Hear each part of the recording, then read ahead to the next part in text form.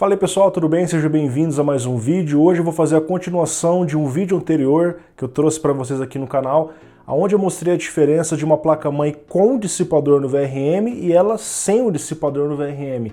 A gente viu que houve um aumento expressivo na temperatura e no final daquele vídeo eu coloquei também um teste mostrando a diferença de um water cooler na placa-mãe versus o cooler box da AMD, onde o cooler box sopra em cima do VRM e ajuda a manter a temperatura um pouco menor. Nesse vídeo eu vou fazer testes mais extensivos em cima disso, dessa vez usando uma placa-mãe um pouco melhor que aquela que eu utilizei, e vou fazer um teste extra. Além do teste do Cooler Box versus Water Cooler, eu vou trazer um Air Cooler no formato torre, para ver se ele também ajuda a melhorar a temperatura do VRM. E além disso, eu ainda vou fazer um teste comparando a temperatura na bancada aberta, como eu utilizo aqui, versus um gabinete fechado. Muitas pessoas me pediram esse teste, então se você ficou interessado, vem comigo até o final. Conhece o teclado Mad Catz Strike 2, ele conta com iluminação RGB, construção sólida em double shot e faceplate de alumínio, resistência à água e 26 teclas com sistema anti-ghosting, disponível nas versões membrana e mecânico. Saiba mais no primeiro link da descrição.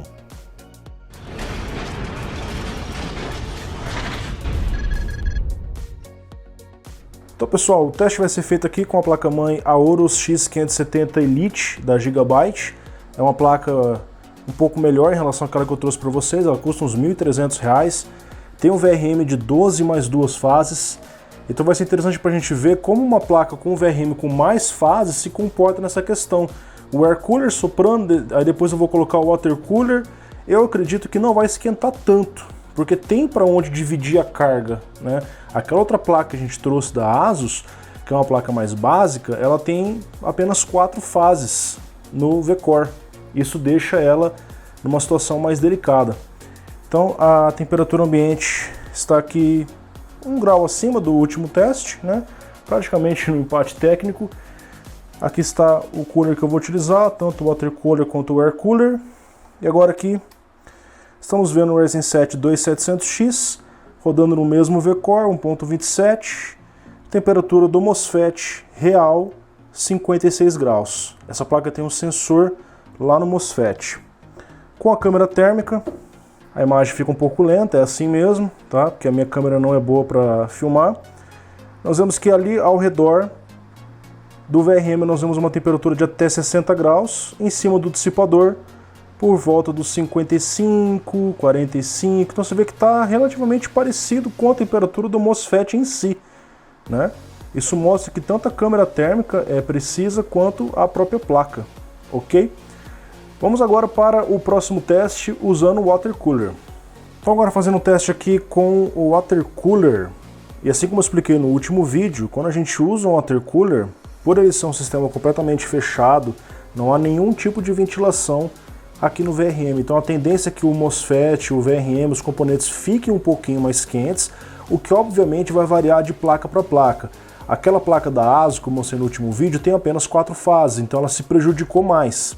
Quando eu coloquei o Water Cooler, o VRM aqui que estava sem dissipador, eu estava fazendo o teste, aumentou cerca de 25 graus. É muita coisa.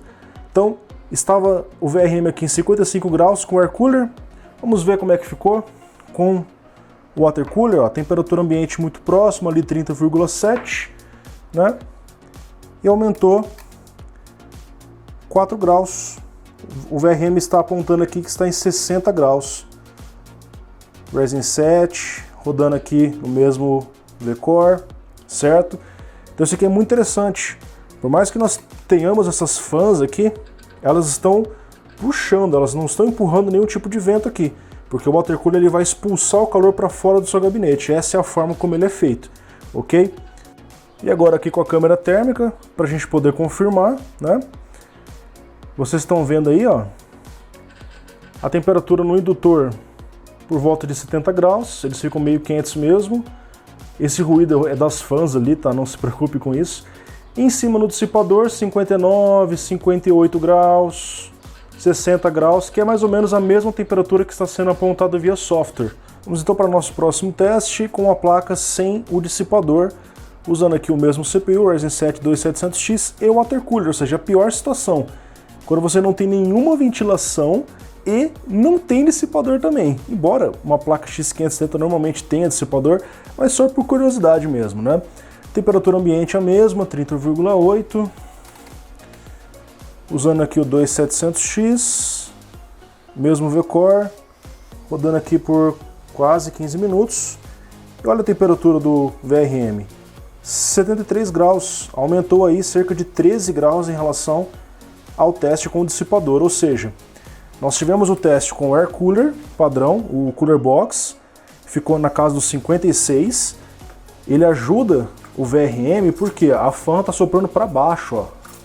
E aqui embaixo é tudo aberto, ó, vocês estão vendo, ó.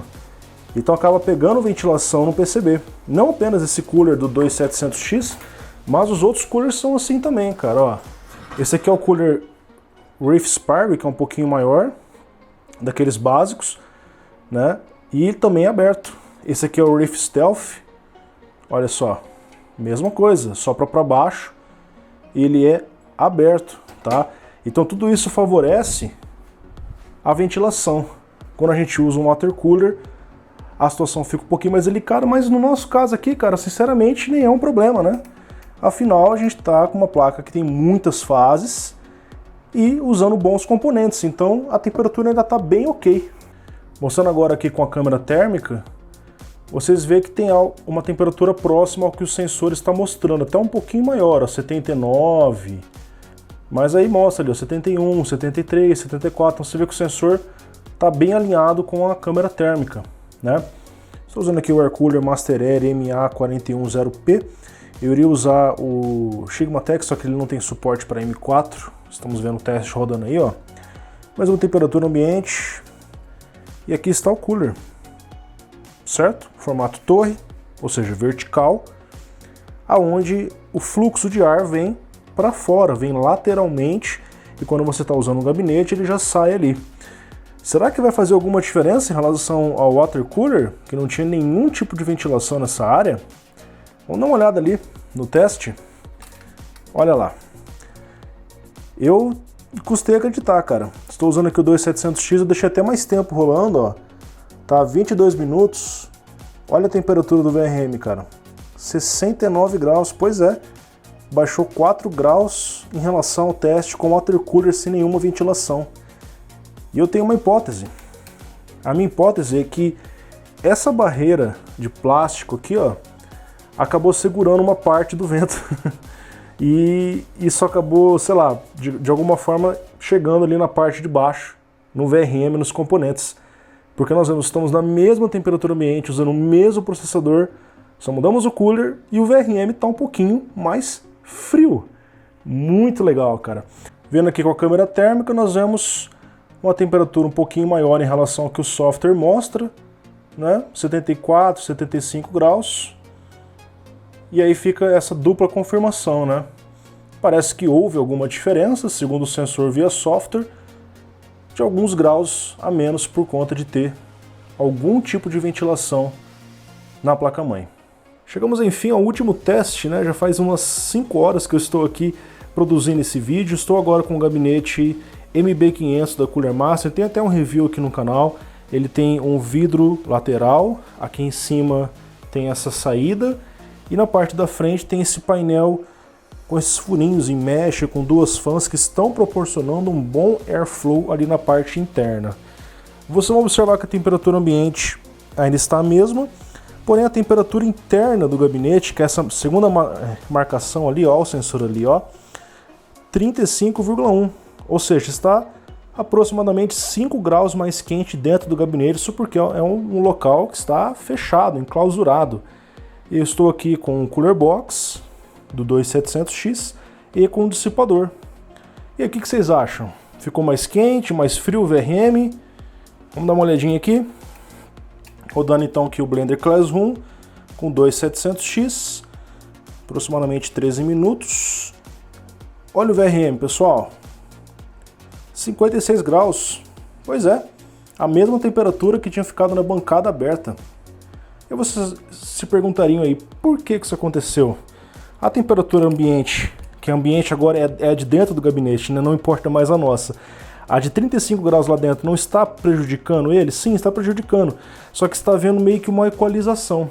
Ao mesmo tempo que a temperatura interna do gabinete está maior, nós estamos tendo um bom airflow. São duas fãs empurrando o ar frio para dentro e uma fã fazendo a exaustão aqui.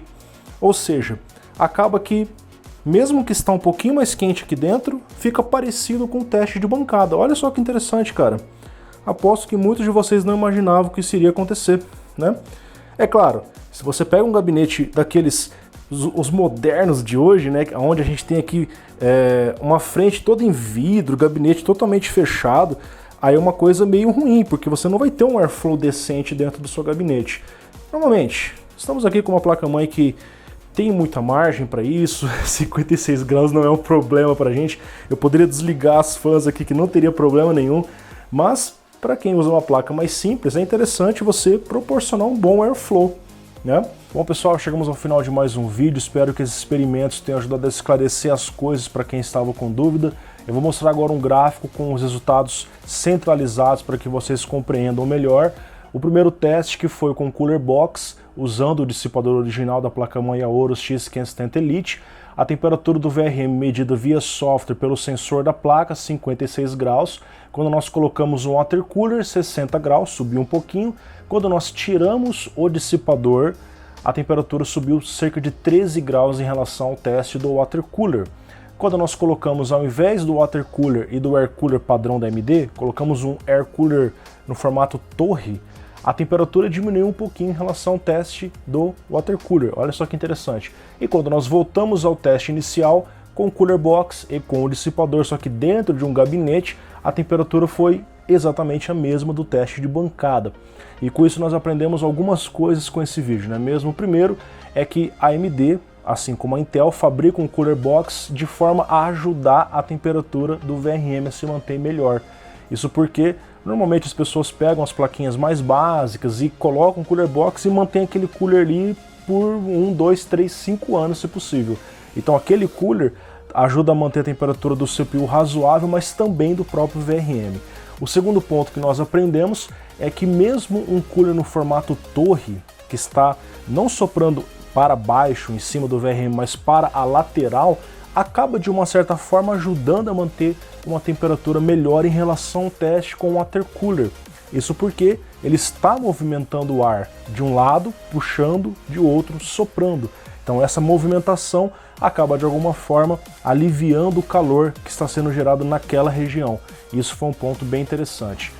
E mesmo dentro de um gabinete fechado, onde a temperatura interna é um pouco maior que a temperatura externa, se você tem um sistema de ventilação bem apropriado, você consegue manter uma boa temperatura, como foi o caso do nosso teste. Diferente daqueles gabinetes muito pequenininhos ou todo de acrílico, de vidro que não tem ventilação nenhuma, as coisas acabam ficando piores em relação ao teste feito na minha bancada de testes. O quarto ponto é que essas análises foram feitas com uma placa-mãe que é quase uma high-end, é uma placa-mãe que custa aí uns R$ 1.300, então ela é uma boa placa-mãe que tem muitas fases, e quando nós tiramos o dissipador dela, não impactou tanto quanto aquela placa básica que eu testei, da ASUS, aquela B450.